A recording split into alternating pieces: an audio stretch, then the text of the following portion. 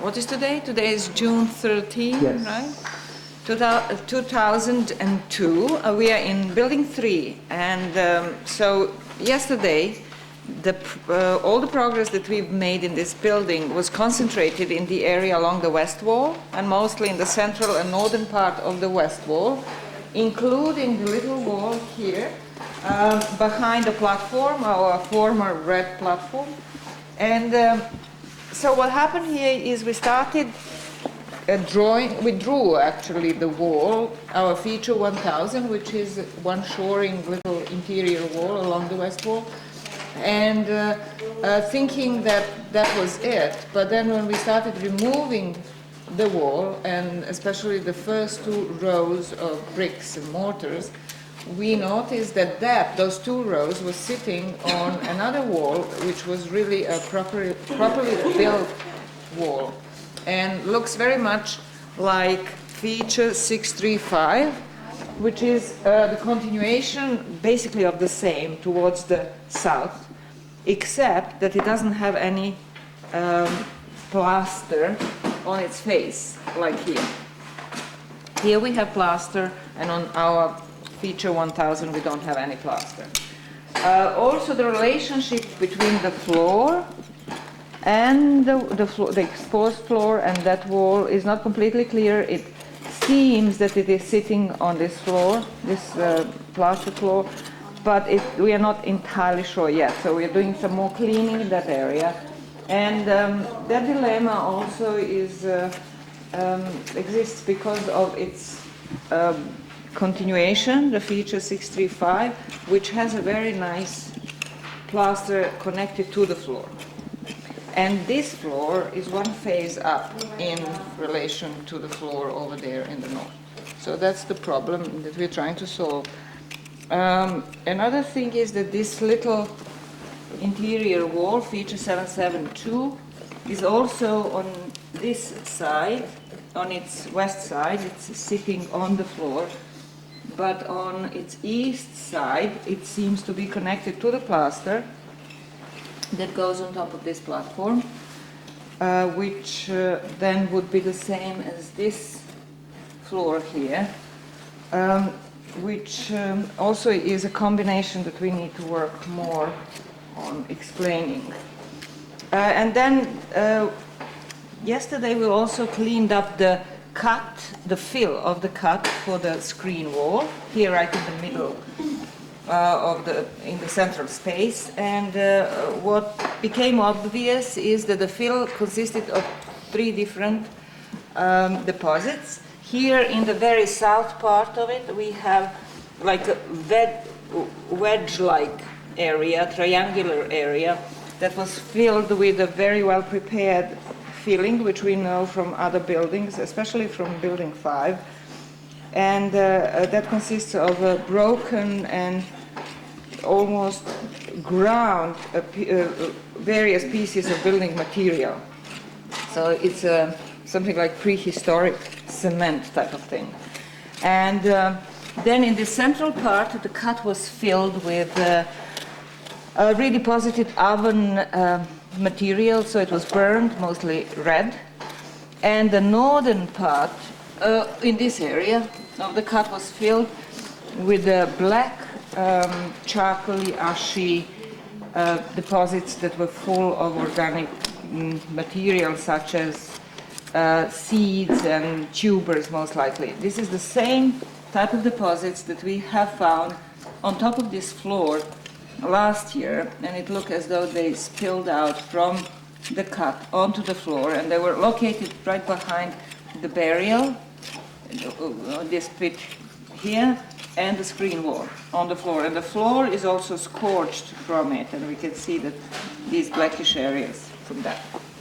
Now the cut itself is not very deep, but obviously it was deep enough for them to construct what they wanted. So the cut goes through this upper portion of the floors, but it stops at earlier floors that belong to the same phase, we believe. And we can see how the floors during the cut, how the floors were sort of pushed down, and they are folded somehow down. And then the pieces of wood, planks and posts were placed in this area.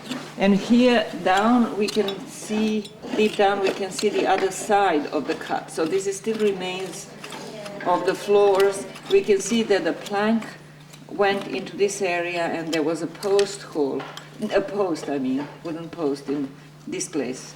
And you can see how this floor was also cut in roundish shape so that the post can fit in. Yes, that's that for this building, I think. Let's go to our Space 89, Jason.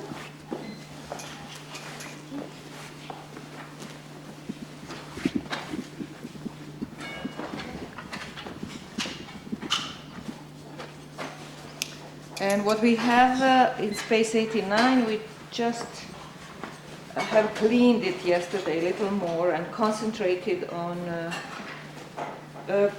drawing and taking different measurements. And we are going to do a digit plan of this whole space at this point. So the photographs were taken yesterday.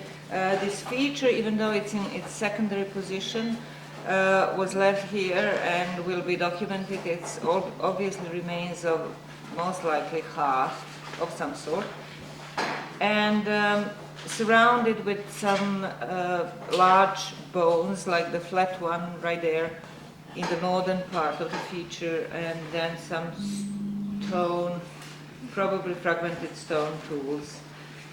And again, it's the same, we have the same situation that the eastern half of the space has deposits that are drier and more dark color, blackish.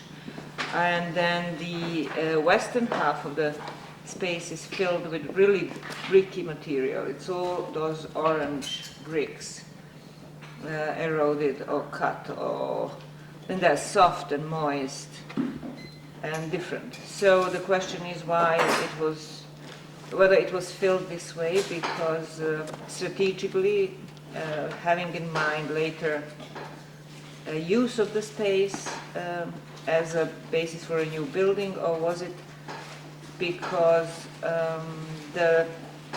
because the roof was still in one half of the space and the other half was open, so it got more rain and moisture in, but that's unlikely actually. Another interesting thing about this space is that now in its bottom area we can see the plaster on the walls almost all around except for the northern wall, right? So now the west wall also has plaster. If you come all the way where I am, you will be able to see that.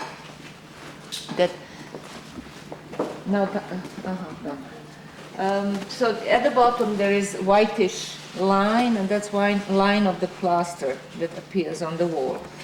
Now the question is which wall this plaster belongs to this, or to something below, the wall below that's contemporary with that. Most likely it belongs to this wall.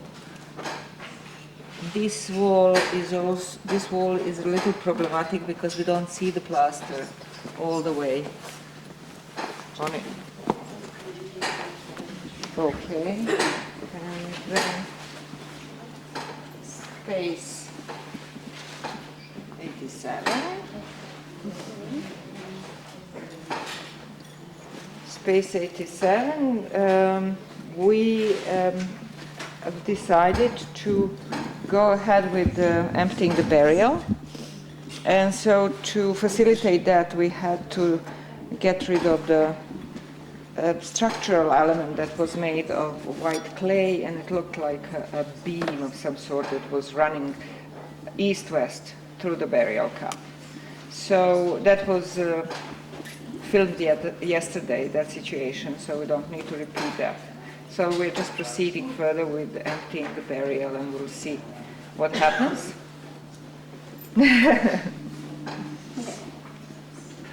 That's it.